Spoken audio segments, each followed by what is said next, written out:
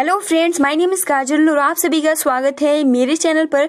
और आज के इस वीडियो में हम डिस्कस करने वाले हैं UP DElEd second semester subject English. Friends, आप सभी को हम बता दें कि इस क्लास की जो टाइमिंग होती है वो शाम के 5 बजे होती है, ठीक है। और इसमें हमने बहुत से महत्वपूर्ण पॉइंट्स जो है वो डिस्कस कर लिए हैं। तो अगर आपने जैसे कि the grammar translation method, the direct method, bilingual method, audio method, structural method, ये जितने भी वीडियोज नहीं देखे हैं तो आप सभी को सिंपल प्लेलिस्ट का लिंक आप सभी को कमेंट्स बॉक्स या फिर डिस्क्रिप्शन बॉक्स में हर एक वीडियो का लिंक मिल जाएगा, आप वहां से जाकर देख सकते हो।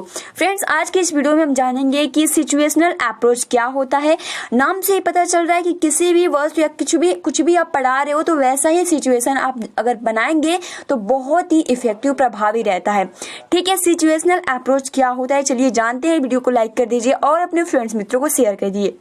देखिए, पहला जो आपका लाइन है, the situational approach indicates as to how a teacher should create a real situation in the classroom। देखिए, यहाँ पे ये कह रहा है कि यह जो आपका दृष्टिकोण यानी जो आपका सिचुएशनल अप्रोच है, ठीक है। सिचुएशनल अप्रोच का जो हिंदी होता है वो होता है स्थिति जन्य दृष्टिकोण, यानी वैसा ही स्थिति बनाना, वैसा ही वातावरण बनाना, वैसा ही माहौल बनाना। बहुत सारे अर्थ है। तो क्या कह रहा है कि द सिचुएशनल अप्रोच इंडिकेट्स, यानी जो आपका सिचुएशनल अप्रोच होता है या इंगित करता है यानी इंडिकेट करता है as to how a teacher should create, यानी जो एक टीचर है वो कैसे a real situation in the classroom, यानी वो किस तरीके से वास्तविक स्थिति कैसी बनानी चाहिए। इसके थ्रू आप सभी को यानी जो टीचर है उसको बहुत ही अच्छे से प्राप्त, यानी जो भी सिचुएशनल अप्रोच के थ्रू उसको पता लगता है कि किस तरीके से एक क्लासरूम को किस तरीके से क्रिएट करना चाहिए ताकि रियल सिचुएशन बन सके, ठीक है। नेक्स्ट पॉइंट देखते हैं, a particular situation help the teacher to provide, ठीक है। यहाँ पे प्रोवाइड होगा, गलती से मिस्टेक हो गया है, provide practice to the peoples, ठीक है, peoples to explain its meaning. देखिए, यहाँ पे क्या कहता है, यहाँ पे पीपल्स रहेगा, ठीक है, यहाँ पे पीपल्स और यहाँ पे प्रोवाइड, सही कर लीजिएगा। सबसे पहले अ particular situation help the teacher, यानी अगर उसका जो सिचुएशन बनाता है सबसे ज्यादा सहायता किसको होता है, वो टीचर को होता है। क्यों?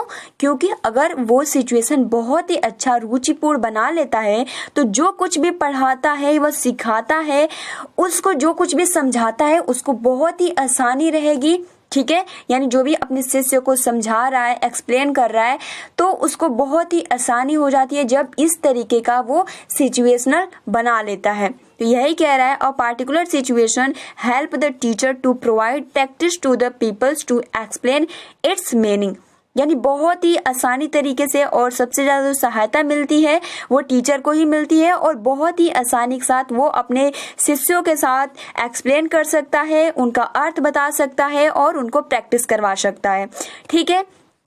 आगे देखते हैं, a particular situation may be created in the classroom by use of maps, picture, various, ठीक है, object or by drawing on the blackboard. It can thus by release that to create a relevant situation is practical problem, यानी आप किस तरीके से situational approach को create कर सकते हो, बना सकते हो एक क्लासरूम में।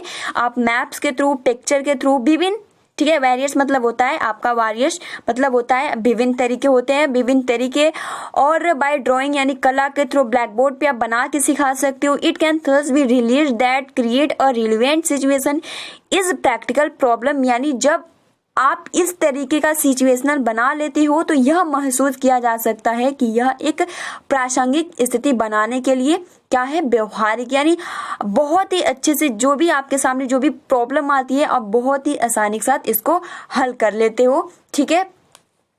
आगे बढ़ते हैं, अब हम ये जानते हैं, आप मेरिट भी कह सकते हो, एडवांटेज ऑफ सिचुएशनल अप्रोच, यानी जो आपका सिचुएशनल अप्रोच है क्या है इसके लाभ। पहला तो देखिए, it's create interest among the students, यानी जो आपका ये इसका जो पहला लाभ यही होता है कि इससे क्या होता है, छात्र के बीच में रुचि पैदा होती है, ठीक है, क्योंकि आप देख सकते हो कि इसके लिए जो टीचर है वो बहुत सारे मतलब कि नक्शे द्वारा, चित्र द्वारा, विभिन्न वस्तुओं के द्वारा ब्लैक बोर्ड पे ड्राइंग करके इस तरीके से बहुत ज़्यादा मतलब कि वो प्रैक्टिस या आप कह सकते हो कि उनको समझाने के लिए वैसा वातावरण बनाता है। तो क्या होता है कि उनको छात्र जो होते हैं वो उनको रुचि आती है। तो इसका पहला बेनिफिट तो यही हुआ, it's create interest among the students.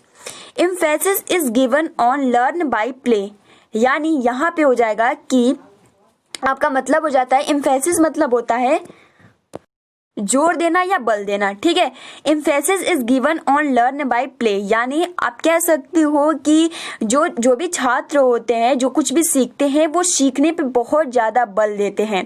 ठीक है, emphasis is given on learn by. देखिए अगला जो आपका पॉइंट कहता है, action change make the classroom atmosphere. ठीक है, यहाँ पे एटमॉस्फेयर होगा।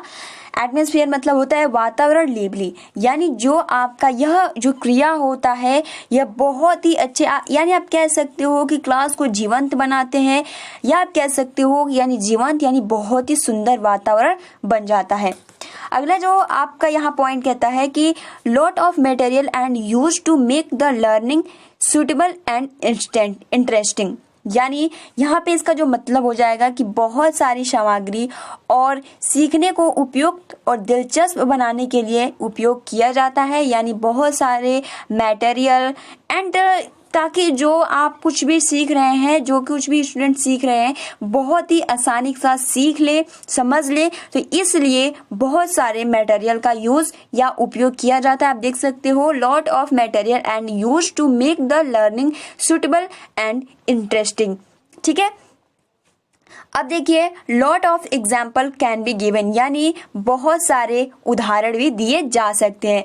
तो अब देखिए next, stress in given on learning through learning, यानी यहाँ पे आपका हो जाएगा, ठीक है, कि जो आपका जो बल दिया जाता है, स्ट्रेस दिया जाता है, वो बहुत ज़्यादा सीखने पे बल दिया जाता है कि उनको किस तरीके से सिखाया जाए। तो इसीलिए तो बहुत सारे मटेरियल का भी यूज़ किया जाता है। अब देखिए इसका डिसएडवांटेज क्या हो जाता है, disadvantage of the situation approach, यानी जो आपका जो अप्रोच होते हैं इसकी क्या कुछ कमी है इसके बारे में हम जानते हैं। सूटेबल ऑफ लोअर क्लास, क्यों ये लोअर क्लास में, क्योंकि जो छोटे बच्चे होते हैं उन पे ही ये ज़्यादा सूट करेगा। क्योंकि आप देख सकते हो कि जब बड़े यानी जो बड़े जैसे कि हम कह सकते हैं सीनियर क्लास में अगर हम इसका यूज करेंगे तो फिर बहुत ज़्यादा टाइम लगेगा, और हर एक जो कुछ भी टॉपिक पढ़ा रहा है इसमें यही होता है कि अगर आप कोई भी टॉपिक पढ़ा रहे हो तो वैसा ही वातावरण बनाना चाहिए। जैसे कि एग्जाम्पल के लिए अगर हम कहें कि आप बर्ड यानी बर्ड के बारे में कुछ बता रहे हो, चिड़िया के बारे में बता रहे हो, तो आप वैसे ही आप हो सके तो उसका आप चिड़िया का फोटो लाएं, पिक्चर लाएं, या फिर आप ब्लैक बोर्ड पे वैसे ही बनाएं, यानी वो सब कुछ आपको करके और बहुत ही एक्सप्लेन करके समझाना होता है। तो इसलिए यह लोअर क्लास में सुटेबल है, न कि बड़े क्लास में। ठीक है, नो नीड सीनियर क्लास, यानी बड़े क्लास में इसकी आवश्यकता ही नहीं पड़ती है। क्यों? क्योंकि वो इतना जरूरत नहीं होता है, इतना समझाने की आवश्यकता नहीं होती है। ठीक है, वो आसानी के साथ समझ सकते हैं, इसलिए यह सीनियर क्लास में इसकी आवश्यकता नहीं पड़ती है। Text book can not be taught by this method, यानी आप सिंपल हम कह सकते हैं कि किताबी भाषा का यूज नहीं किया जा सकता है इसमें, क्योंकि हर एक पॉइंट को बहुत ही अच्छे से क्लियरली तरीके से बताया जाता है, तो इसलिए किताबी भाषा का यूज नहीं किया जाता है। फ्रेंड टीचर यहाँ पे रहेगा train teacher required for it, यानी यहाँ पे एक अच्छे ट्रेन टीचर की आवश्यकता पड़ती है, क्योंकि जब तक एक अच्छा ट्रेन टीचर नहीं रहेगा तब तक किसी भी टॉपिक को अगर पढ़ाता है तो बहुत ज़्यादा प्रॉब्लम आएगी, क्योंकि उनको समझाना है।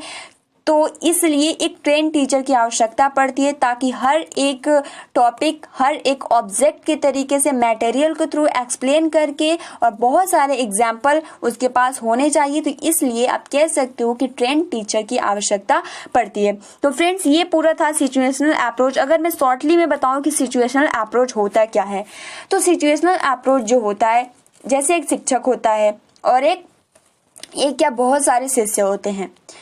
तो शिक्षक का उसमें ये रोल होता है कि वो जो कुछ भी सिखाए उनको बहुत ही आसानी के साथ समझ में आना चाहिए।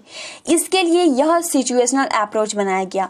इसके लिए सबसे पहले कहा गया कि अगर आप जो कुछ भी सिखाना चाहते हो, अगर शिष्य पे बहुत ज़्यादा इफेक्टिव करना चाहते हो, तो आपको सबसे पहले वैसा वातावरण बनाना चाहिए, वैसा माहौल बनाना चाहिए। ठीक है। और मैं आप सभी को बताऊं कि बहुत ही कम उबाऊ जो आपका ये विधि है, इसमें बहुत ही बच्चे कम उठते हैं, क्योंकि एक तो बहुत ज़्यादा इंटरेस्टिंग होता है। आपने देखा कि चित्र के द्वारा, ठीक है, ब्लैक बोर्ड पे ड्राइंग करके, मैप्स के द्वारा, मतलब बहुत सारे मटेरियल का यूज़ किया जाता है ताकि उनको कुछ भी मतलब उबाऊ न लगे और आसानी के साथ सीख सके।